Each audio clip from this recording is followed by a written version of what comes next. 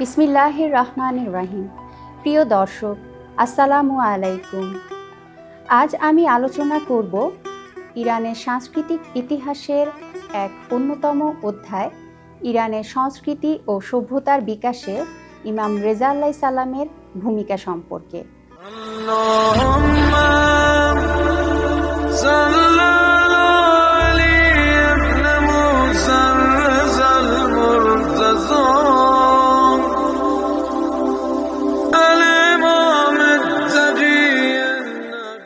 প্রশ্ন হলো, ইমামকে জোর করে খোরাসানে আনা হয়েছিল। এটি কি শুধুই এক নির্বাসন ছিল, নাকি এক বিরাট সভ্যতার রূপ নেয়? গবেষণায় জানা যায় যে এটি ছিল এক মহাসংস্কৃতির সূচনা। ইমাম রেজা আলাইহিস সালামকে যখন ইরানে আনা হলো, তখন তিনি রাজনীতির জড়ানো পথে হাঁটলেন না, বরং তিনি দুইটি অমর কাজ করলেন। প্রথমত, তিনি মারওয়ার জামে মসজিদ ও নিজ বাড়িতে শিক্ষাকেন্দ্র স্থাপন করেন।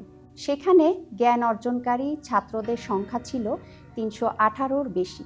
ফজল ইবনে শাহজান নিশাপুরি ও ইব্রাহিম ইবনে হাশেম কমির মতো মহান পণ্ডিতরা তার কাছেই জ্ঞান লাভ করেন।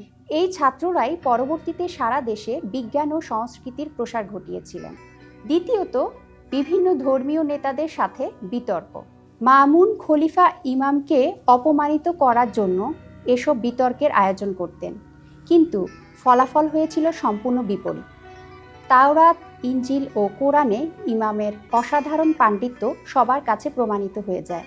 এই বিতর্কগুলো ইরানের ভূখণ্ডে মত প্রকাশের স্বাধীনতা ও জ্ঞান চর্চাকে বদ্ধমূল করে দেয়। অবশেষে যে বিষয়টি লক্ষণীয় তা হলো মাশহাদ নগরীর জন্ম ও শিয়া মাযহাবের বিস্তার। ইমামের সবচেয়ে স্থায়ী ঐতিহ্য হচ্ছে পবিত্র মাশহাদ নগরীর সৃষ্টি। মাশহাদ নগরীতে ইমামের এই মাজারটি ক্রমশ পূর্ব ইরানের সাংস্কৃতিক ও শিল্প কেন্দ্রে পরিণত হয়।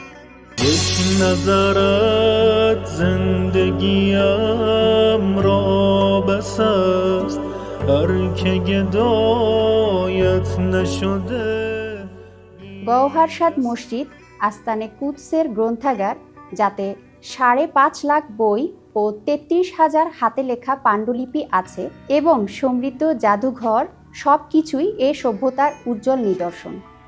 বরকতময় মাজারটির কারণে মাশহাদ ইরানের ইসলামী সভ্যতার কেন্দ্রস্থলে পরিণত হয়েছে। এছাড়া ইমামের পরিবারের অন্যান্য সদস্য, যেমন হজরত মাসুমা সালামুল্লাহ আলাইহা কোম শহরে এবং শাহ চেরাগ রাহমাতুল্লাহ সিরাজ শহরে গিয়ে শিয়া সংস্কৃতির বিকাশ ঘটিয়েছেন।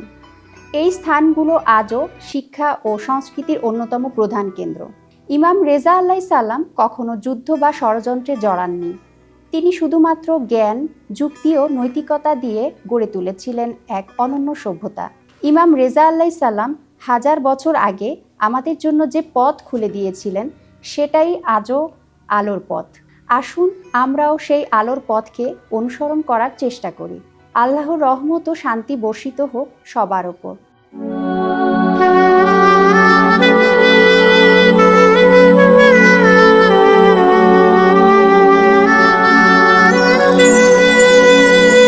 ای حرمت زمترین تکیهگاه